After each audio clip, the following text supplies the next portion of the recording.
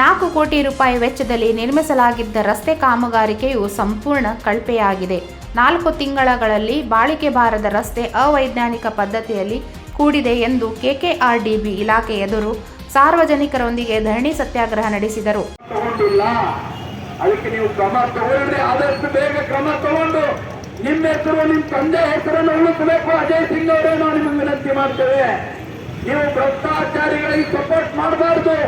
ಅಲ್ಲಿರುವಂತ ಏನು ಅಲ್ಲಿ ಕಾಂಟ್ರಾಕ್ಟರ್ ಕೆಲಸ ಮಾಡಿದ್ದಾರೆ, ಕೆಕೆಆರ್ಡಿಬಿ ನೇತೃತ್ವದ ಯಾವುದೇ ಜಿಲ್ಲೆಗಳಲ್ಲೂ ಕೂಡ ಅವರು ಮತ್ತೆ ಆ ಕಾಮಗಾರಿಗಳಿಗೆ ಅವರು ಟೆಂಡರ್ ಹಾಕಿ. ಆಳಂದ ಮತಕ್ಷೇತ್ರ ಕಲ್ಯಾಣ ಕರ್ನಾಟಕ ಪ್ರದೇಶ ಅಭಿವೃದ್ಧಿ ಮಂಡಳಿಯ ಅನುದಾನ ಅಡಿಯಲ್ಲಿ ರಸ್ತೆ ಕಾಮಗಾರಿಕೆಯು ಸಂಪೂರ್ಣ ಕಳಪೆ ಮಟ್ಟದ ರಸ್ತೆ ಕಾಮಗಾರಿಕೆಯನ್ನು ಮಾಡಲಾಗಿದೆ ಎಂದು ಮಾಜಿ ಶಾಸಕರಾದ ಸುಭಾಷ್ ಆರ್ ಗುತ್ತಿದಾರ್ ಗಂಭೀರ ಆರೋಪ ಮಾಡಿದ್ದಾರೆ.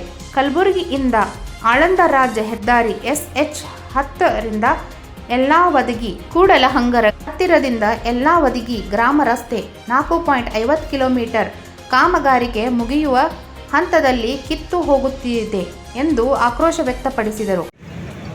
ಬಜೆಟ್ನಲ್ಲಿ ಕೊಡಲಂಗರ್ಗ ಟು ಯಲೆನಾವದಗಿ ರೋಡ 4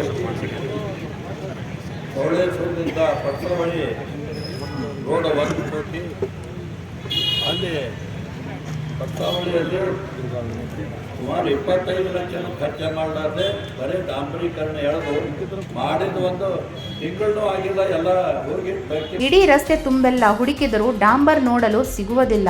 ಹೀಗಿರುವಾಗ ಯಾವ ಗುಣಮಟ್ಟದ ರಸ್ತೆ ನಿರ್ಮಿಸಬೇಕು ಯೋಚನೆ ಮಾಡಬೇಕಾಗಿರುತ್ತದೆ. ಅಂದಾಜು ಪಟ್ಟಿಯಂತೆ ಕಾಮಗಾರಿಕೆ ಮಾಡಿಲ್ಲ ಎಂದು ಮಾಜಿ ಶಾಸಕ ಗಂಭೀರವಾಗಿ ಆರೋಪಿಸಿದ್ದಾರೆ. ಈ ಕುರಿತಂತೆ ಕಲ್ಯಾಣ ಕರ್ನಾಟಕ ಪ್ರದೇಶ ಅಭಿವೃದ್ಧಿ ಮಂಡಳಿಯ ಕಾರ್ಯದರ್ಶಿಗಳ ಮೂಲಕ ರಾಜ್ಯ ಮುಖ್ಯಮಂತ್ರಿಗಳಿಗೆ ಮನವಿ ಸಲ್ಲಿಸಿದರು. Lakshman Pawar, 9 live news, Kalaburagi.